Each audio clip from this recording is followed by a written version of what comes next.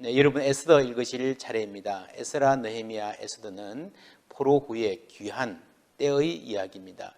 에스라와 느헤미야가 유대 땅으로 돌아가서 정착하고 회복했던 사람들의 이야기라면, 에스더는 페르시아 땅에 남아서 살아가던 디아스포라의 이야기입니다. 이때부터 유대인의 역사는 이제 유대 땅에 살아가는 팔레스타인의 유대인들, 그리고 디아스포라, 페르시아뿐 아니라 이집트, 그리스 각국, 로마에까지 퍼져서 살아가던 디아스포라 이야기, 크게 두 가지로 나뉘어지는 것을 볼 수 있습니다. 예수님 때에 와서 12제자들이 팔레스타인의 유대인들이었으면, 이제 바울과 그가 만난 많은 사람들이 흩어져 살아가던 디아스포라의 유대인이었죠. 그 출발의 이야기라고 보실 수가 있습니다. 바벨론은 지금으로 말하면 이라크 지방이고요. 페르시아는 지금으로 말하면 이란 지방에서 출현해서 당시 지중해 동쪽의 상당 부분을 차지했던 대제국이었습니다. 페르시아의 수도 수상궁에서 아하수에로라는 임금의 이야기가 처음부터 나옵니다. 아하수에로는 세계사 교과서에 크세르크세스라고 하는 이름으로 나오는 임금입니다. 에스라에 나왔던 아닥사스다 왕이 있었죠. 이 아닥사스다가 크세르크세스의 아들입니다. 그러니까 에스더의 이야기는 에스라 이야기보다 한 30년 정도, 한 세대에 앞선 이야기라고 볼 수 있습니다. 페르시아가 이제 나라가 커서 다리오 왕 그 아들 크세르크세스 이렇게 다스릴 때, 그때의 그리스에, 서쪽의 그리스에, 그때까지만 하더라도 문명에 별로 앞서지 못했던 그리스의 문명이 아주 급속히 일어나는, 민주주의가 발달되고 소크라테스 같은 철학자들이 나오고 하던 시대가 막 진행이 됩니다.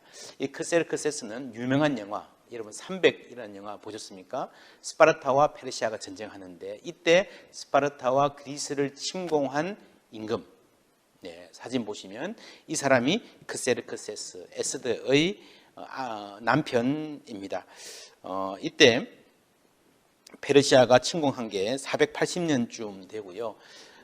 에스더 1장에 보면은 아하수에로 왕이, 크세르크세스가 인도부터 구스까지 127지방을 다스렸다는 말이 나오고, 왕위에 있은 지 3년 만에 큰 잔치를 베풀고 오랫동안 술 파티를, 180일 동안 술 파티를 하는, 술을 마음껏 먹이고 사내 진미를 먹이는 장면이 나옵니다.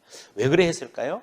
이게 각 도에 있는, 각 지역에 있는 여러 민족들의 대표들을 모아서, 왕들을 모아서 이제 단결을 꾀하는 거죠. 그래서 세계를 정복하기 위해서, 특별히 그리스를 침공하기 위한 준비를 하는 과정으로서의 술 잔치를 연일 벌이는 게 처음 시작에 나옵니다. 그런데 그 술 잔치에서 자기의 아름다운 왕비 와스디를 오라 그러는데 안 오죠. 그래서 이 와스디를 폐위하는 그런 사건까지 이어지는 아주 재미있는 사건입니다. 나라 전체를, 엄청나게 큰 나라를 다스리고 그리스까지 손에 넣으려는, 세계를 손에 넣고 경영하려는 이 사람이 자기 집안도 잘 경영하지 못하고 있다라고 하는 아주 아이러니한 장면에서 시작됩니다. 그래서 그 후에 이제 유대인, 신실한 유대인인 모르드게의 조카 아름다운 에스더가 왕비가 될 기회를 얻죠. 소수파여서 자신의 신분을 숨기고 했었어야 될 것입니다. 그리고 그 이후에 하만이라고 하는 아주 나쁜 신하가 있어서 교만한 사람이었는데, 모르드게가 마음에 안 들어서 모르드게를 죽이려 하는 계획을 세우죠. 그런데 아하수에로 왕이 어느 날 밤에 잠이 안 오는데 사료를 읽다가 모르드게가 자신의 생명을 구해준 것을 기억하게 됩니다.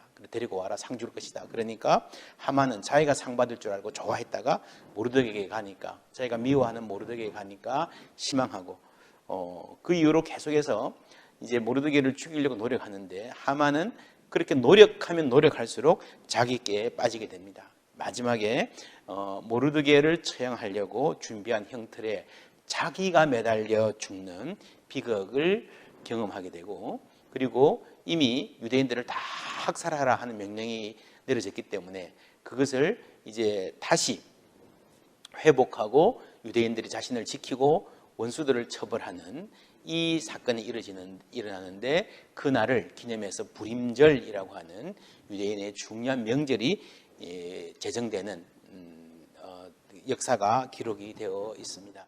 이렇게 이방 상황에서 이 하만이라는 사람은 역사 속에서 언제 출몰할지 모르는 유대인들을 죽이는, 아마 유대인들은 히틀러 같은 사람도 하만 같은 존재다라고 생각을 했을 것 같아요. 그런 위협 속에서 하나님을 모르는 백성 속에 섞여 살아가면서 하나님 믿는 신앙을 신실하게 지켜낸 그 사람들을 도우신 하나님의 이야기를 잘 그리고 있습니다.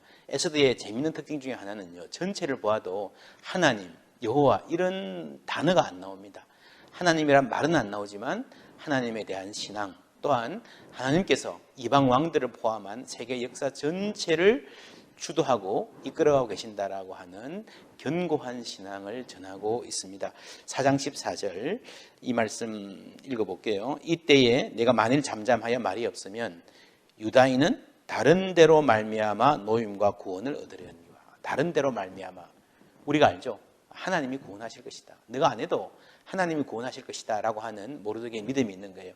그런데 여기서 하나님이라는 말을 하지 않고 다른 데로 말미암아 라고 이렇게 넌지시 이야기하는, 이것이 에스더 전체의 특징입니다. 아는 사람은 알죠. 하나님이 하신 일이라고 하는 것은.